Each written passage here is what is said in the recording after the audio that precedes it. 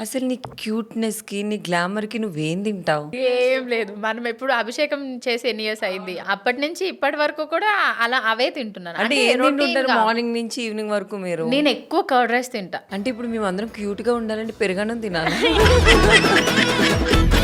నేను రెగ్యులర్‌గా చేసేది పెరుగన్నం. అది కాకుండా ఏంటంటే 6 లోపే నా డిన్నర్ అనేది ఫినిష్ చేస్తాను. 6, 7 తర్వాత ఏం తినను. షూట్స్ అవి ఉన్నాయి అని అంటే కొంచెం 9:30, 10 అవుతది. అట్‌లీస్ట్ 11:00 వరకైనా పడుకోవాలి అని అనుకుంటాం. ఇప్పుడు లేదు అని అంటే కనుక ఒక 8:30, 9కి పడుకుంటాం. 8:30 నైట్‌కి స్లీపా?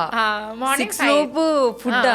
ఈవినింగ్. అరే మనమేమో రోడ్ల మీద పడి 12 గంటలకి ఆ బండి మీద ఇడ్లీలు, ఆ బజ్జీలు తింటా ఉంటే ఇట్లానే ఉంటాం మరి. ఏదైనా సరే కూడా ఇప్పుడు ఏదైనా చాలా ఎర్లీగానే స్టార్ట్ చేస్తాం. మా ఇంట్లో ఇప్పుడు సపోజ్ నేను సిద్ధు షూట్‌కి వెళ్ళామంటే 7:30, 8:00 మా ఇంట్లో లైట్స్ ఆఫ్ అయిపోయి ఉంటాయి. అత్తయ్య మావయ్య అయ్యేసి పడుకుంటారు. అబ్బా ఎంత బాగుందిరా అసలు.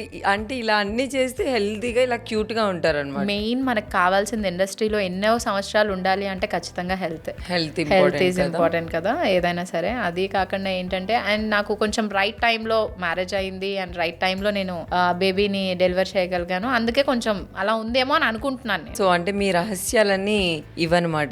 టైంకి తినాలి, టైంకి పడుకోవాలి. ఇన్ కేస్ ఏమైనా గొడవలు అయినా దాని గురించి ఎక్కువ స్ట్రెస్ తీసుకుని డిప్రెషన్ లోకి వెళ్ళిపోయి అదేమి ఉండకూడదు. 1 అంటే minute me wife and husband కి గొడవలు వస్తాయా? ఎవరికుండో ఎవరికైనా ఉంటాయి కదా. అలా అని ఓ పెద్ద ఇది కాదు. ఏముండవు. జస్ట్ ఏదైనా అయినా కూడా దాన్ని ఎక్కువ సాగదీయకుండా అప్పటికప్పుడే. నువ్వు కాంప్రమైజ్ అవుతావా, అన్న కాంప్రమైజ్ అవుతారా? కాంప్రమైజింగ్ ఏం ఉండదు. ఏదైనా ఇద్దరి ఫైట్ మధ్యలో. వచ్చింది అనుకో, గొడవ అయింది, మీ ఇద్దరు మాట్లాడుకోవట్లేదు, ఫస్ట్ ఎవరు మాట్లాడతారు? అసలు స్టాపే చెయ్యం కదా ఇంకా మాట్లాడడానికి ఏముంది. ఓహో ఇంక గొడవలోనే ఇంకా మళ్ళీ అలా కలిసిపోతారు. గొడవలోనే ఇంక మళ్ళీ సెట్ అయిపోద్ది.